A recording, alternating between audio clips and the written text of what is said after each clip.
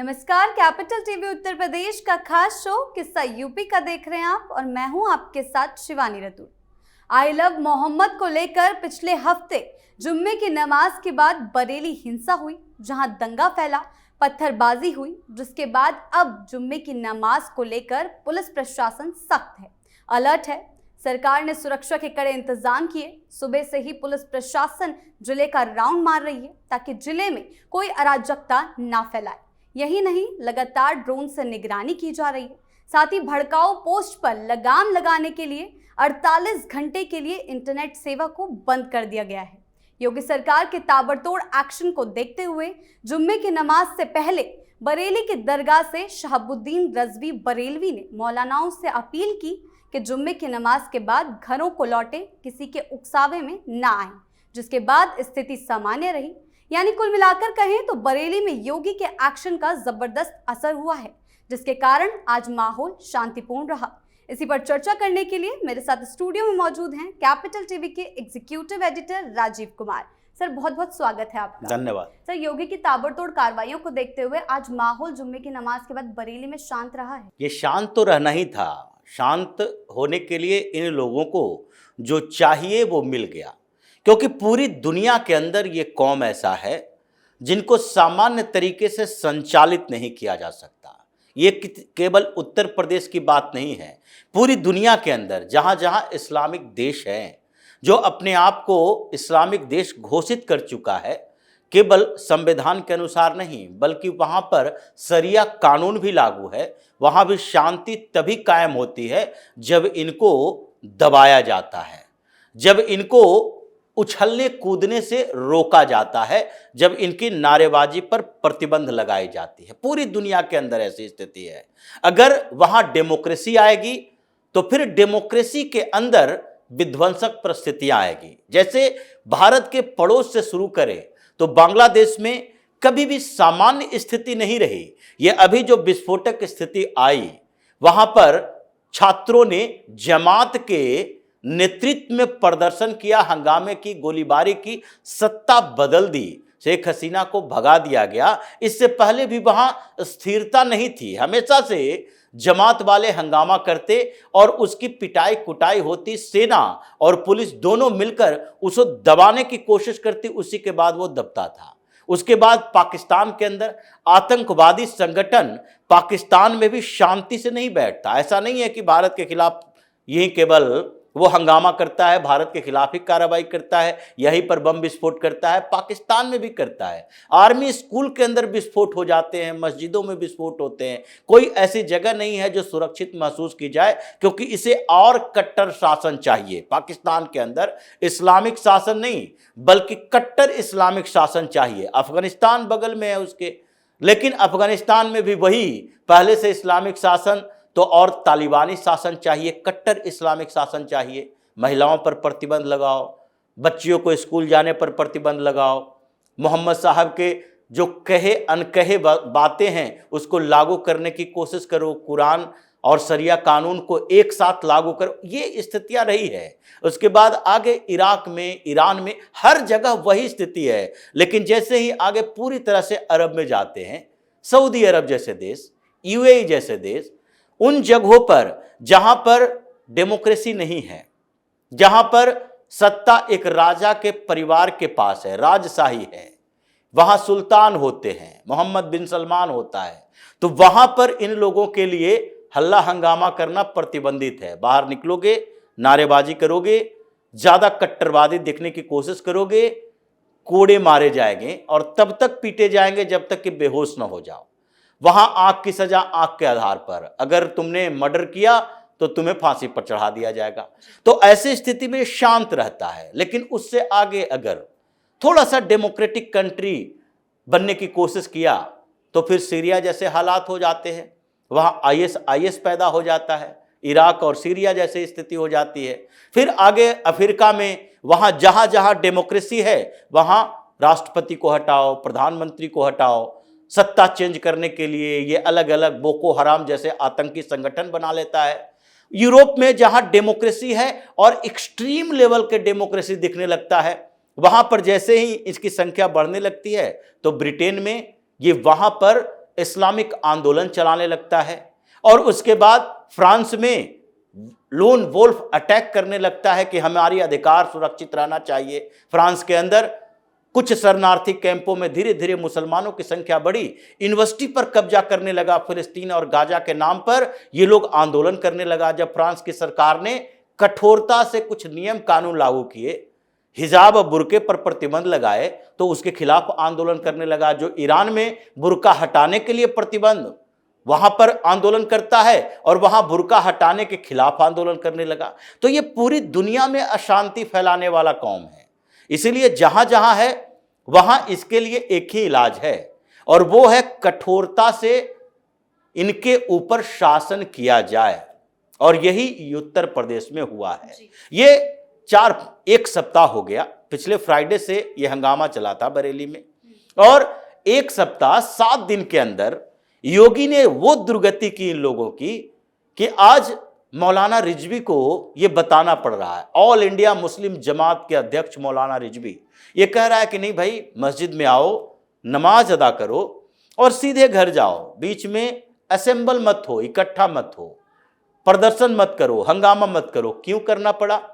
ये तो वो कौम है ही नहीं जो प्रदर्शन हंगामे के लिए अपने आप को रोक सके, मना कर सके। ये मना करने के पीछे की वजह क्या थी? वजह ये थी कि इन लोगों को पता चल गया है कि अभी तो 85-86 लोग गिरफ्तार हुए हैं। अभी तो एक मौलाना और उसके 3-4 सहयोगी, उसके घर परिवार के लोग, इतने लोग गिरफ्तार हुए हैं। अभी तो बरेली शहर तक कार्रवाई हो रही है, लेकिन बरेली मंडल में जो 48 घंटे का इंटरनेट बैन किया गया, वो बरेली मंडल के 4 डिस्ट्रिक्ट में किया गया। ये अमरोहा में भी होगा, ये शाहजहांपुर में भी होगा, ये हर जगह पर, उन जगहों पर होगा जहां पर ये हंगामा करने की कोशिश करेंगे। और बरेली मंडल में ये जिस तरीके से 4 जिलों में इंटरनेट बैन किया गया, उसका मकसद ये नहीं था कि ये लोग आपस में अफवाह फैलाकर उसके बाद हंगामा करेंगे। उसका मकसद ये था कि इन लोगों को आपसी कन्वर्सेशन पर भी रोक लगाओ, क्योंकि ये तो योगी की सरकार जानती है कि इनका इलाज, इनका तरीका क्या है। ये पहले से ही जान गए हैं कि जितना ढील दोगे इनको, जितनी छूट दोगे, इतना ये ज्यादा आसमान में उड़ेगा। जैसे ही इस पर अंकुश लगाओगे, इसके खिलाफ एक्शन लोगे, ये फिर जमीन पर रेंगता नजर आएगा। यही इन लोगों की स्थिति है। I love Mohammad, I love Mohammad की बात कर रहे थे।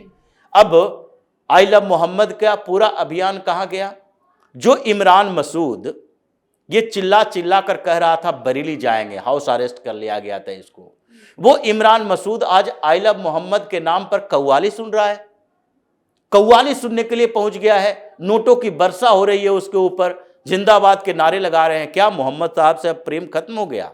अगर इसे लगता था कि मुस्लिम युवा प्रताड़ित हो रहे हैं, बरेली में 80 से ज्यादा लोग गिरफ्तार कर लिए गए, मौलाना तौकीर रजा खान को गिरफ्तार करके जेल में भेजा हुआ है, नदीम गिरफ्तार है, वहां पर इनके घरों में मातम पसरा हुआ है, तो वहां जाओ, संतावना दो, कव्वाली सुनने के लिए और नोट उड़ाने के लिए तुम्हारे पास समय हो गया।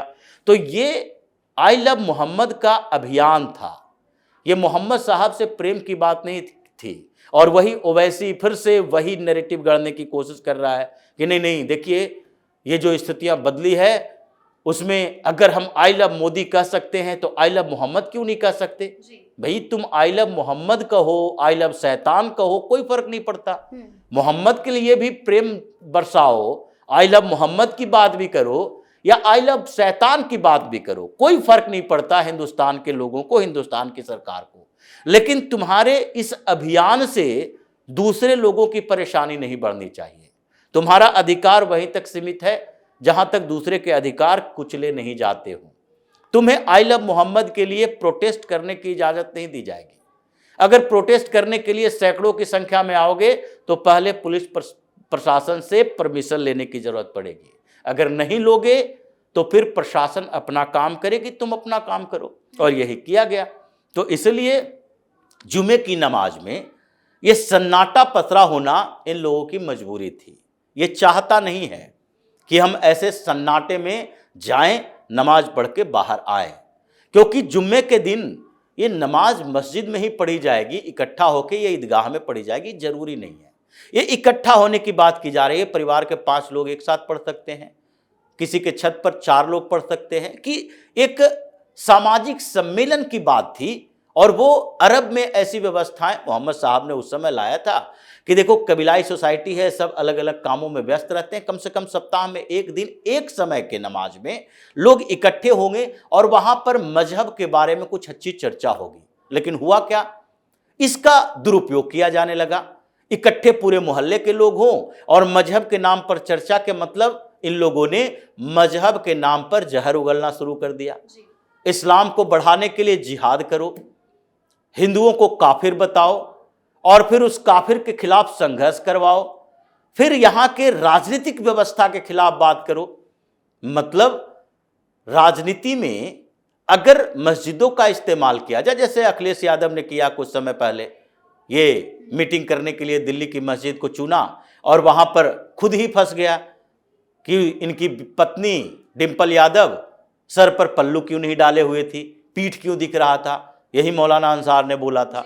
तो ये स्थितियां ऐसी पैदा होती है कि जब मस्जिद को राजनीति का अड्डा बनाओगे और वहां से सरकार के खिलाफ अभियान चलाओगे तो सरकार तुम्हारे खिलाफ अभियान चलाएगी और उसका परिणाम यही होगा कि अभी रिजवी माफी मांग रहा है कि नहीं अब बख्श दो, अब तौकीर रजा माफी मांग रहा है, उसका पूरा परिवार जाके योगी का पैर पकड़ रहा है, किसी तरह से अब छोड़ दो। लेकिन अब धीरे धीरे ये सारे लोग जो अपने आप को कहते हैं कि नहीं नबी के खिलाफ अगर कुछ बोलोगे तो हम जान दे देंगे, जान ले लेंगे, वो अब जान बचा बचा के भाग रहे हैं। क्योंकि यहां पर सबको अपने धर्म, अपने मजहब के अनुसार जीने का पूरा हक है, अधिकार है। लेकिन दूसरे को डिस्टर्ब करके अगर तुम जीना चाहते हो तो वो डिस्टर्बेंस स्वीकार नहीं की जाएगी। और यही बरेली के हिंसा में किया गया है, जिसका परिणाम एक सप्ताह के अंदर दिख रहा है कि जुमे के नमाज के समय किसी की हैसियत नहीं थी कि बाहर निकलकर आई लव मोहम्मद की तख्तियां लहरा सके, पोस्टर लगा सके और नारेबाजी कर सके। इसलिए 7 दिन के अंदर योगी ने इन लोगों को अपनी औकात दिखा दी है। जी सर, बहुत बहुत धन्यवाद आपका इन तमाम जानकारी धन्यवाद। के लिए। प्रशासन कोई भी जोखिम उठाने के मूड में नहीं है। शांति व्यवस्था बनाए रखने के लिए हर जरूरी कदम उठाए जा रहे हैं। कानून व्यवस्था को बिगाड़ने की किसी भी कोशिश पर सख्त कार्रवाई की जाएगी। फिलहाल हालात नियंत्रण में हैं, लेकिन प्रशासन पूरी तरह से चौकन्ना है और किसी भी स्थिति से निपटने के लिए तैयार है। आपकी इस बारे में क्या राय है, हमें कमेंट सेक्शन में जरूर बताएं। वीडियो को लाइक कीजिए, शेयर कीजिए और चैनल को सब्सक्राइब करना ना भूलें। धन्यवाद।